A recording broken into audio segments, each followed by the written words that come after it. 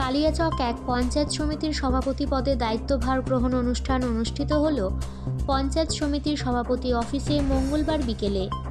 উল্লেখ্য, গত এক বছর আগে মারা যান কালিয়াচক এক পঞ্চায়েত সমিতির সভাপতি। দায়িত্বে ছিলেন সহকারী সভাপতি আলিউল শেখ।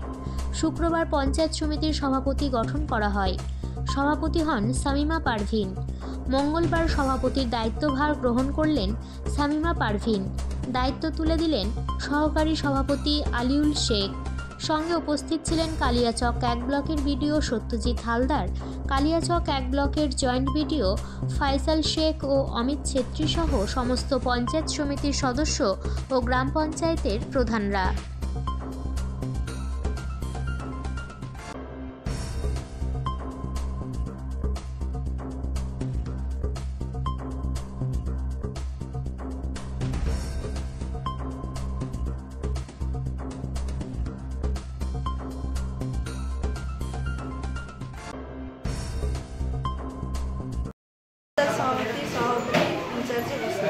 দায়িত্বভার গ্রহণ করলাম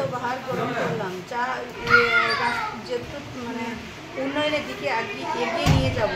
রাস্তাঘাট, হসপিটাল, যত যাতায়াতের জল যা সমস্যা আছে ওটা দূর করার চেষ্টা করব।